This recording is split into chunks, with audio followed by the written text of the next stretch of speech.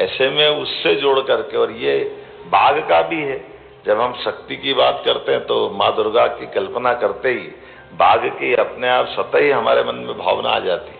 और बाघ दिवस के अवसर पर जो बताया गया है, वास्तव में सारे विभागों की सरकार तो सबसे चलती है, लेकिन सबसे ज्यादा मजा मुझे भी वन विभाग के साथ आता है, उसका आनंद ही अलग हो जाता है।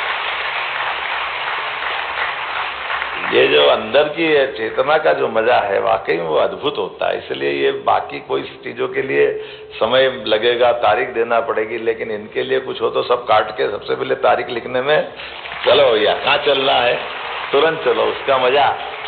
और ये भी कम नहीं है, कभी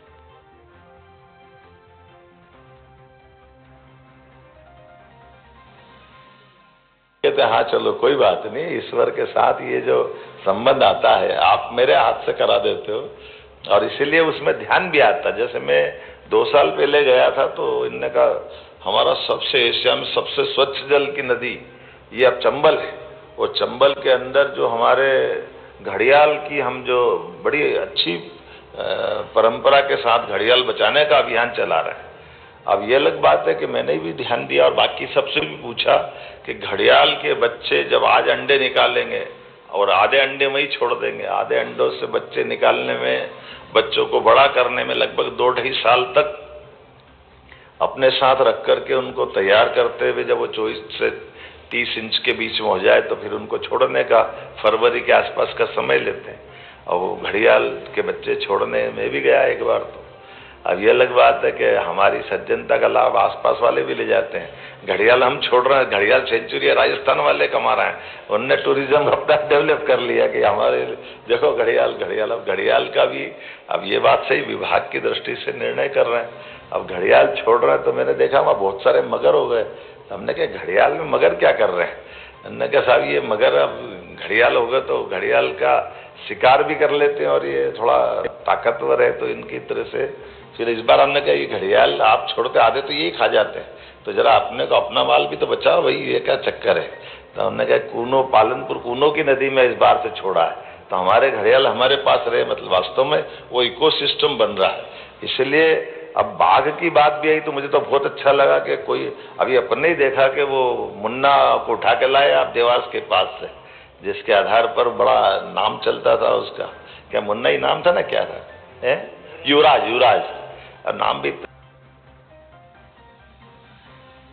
युवराज आज भोपाल में आ गया ना, जिसके कारण से हाँ इलाज के लिए बहुत अच्छा। ये जो वास्तव में विभाग के माध्यम से कोई कारण से हमारा जानवर बीमार हो गया है, वृद्धावस्था की तरफ जा रहा है, तो ऐसे में आपने उनको पुनर्वसाहट का भी काम किया। और मुझे भी अच्छा लगता है, आजकल मैं मुख्यमंत्री से भी बात करता हूँ तो उनके यहाँ क्या है ये पहले दिमाग लगाते हैं। तो जंगली भैंसे असम से मिल रहे तो हमने कहा भैया हमसे टाइगर ले लो, आपके यहाँ का भी हमको दे दो। तो उन्होंने कहा क्या चाहिए? जंगली भैंसे हमारे यहाँ 100 साल पहले गायब हो गए थे, वो हमको दो। मुझे अच्छा लगा कि वो जंगली भैंसे अपना परिवार बढ़ा रहे हैं और बहुत अच्छे सफलता के साथ पुनर्वसाहट में हमारे लिए वो आनंद दे रहे हैं।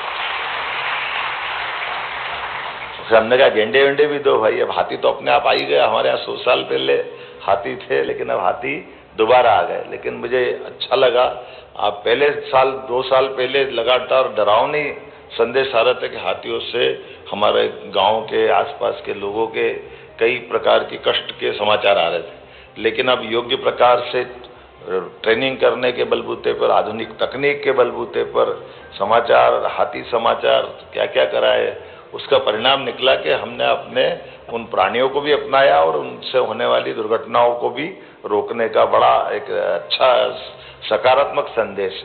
आज ही बाघ दिवस पे समाचार पढ़ रहे थे, कहाँ हमारे पास 53 साल पहले 10 के अंदर के 2 अंकों के अंदर ही टाइगर थे हमारे यहाँ, और अभी 2016 में लगभग 200-250 के आसपास थे। और अभी जो 22 की गिनती आई तो वो कितने हुए थे? वो 750। और अभी आंकड़ा डिक्लेयर करोगे तो 1000 के बाहर ही हो जाएगा, हो ही जाएगा। वो तब कहाँ जाएंगे? परिवार तो बढ़ी गया उनका, अपने आसपास ही तो है, हम सब उसको महसूस कर रहे हैं। और भोपाल वाले तो और भाग्यशाली, पूरे पृथ्वी पर सबसे नजदीक अगर कहीं बाघ रह रहा है तो भोपाल और भोपाल के आसपास रह रहा है, ये हमारे लिए सौभाग्य की बात है। सह अस्तित्व का इससे अच्छा उदाहरण कौन सा होगा। ये सौभाग्य की बात है। तो हम अपने विभाग के साथ सच में ये जो जिस प्रकार का समय चल रहा है, समृद्ध जैव विरासत का ये सुगम और स्वर्णिम समय है। मेरी अपनी ओर से बाघ दिवस की आप सबको बहुत बहुत बधाई, बहुत बहुत धन्यवाद।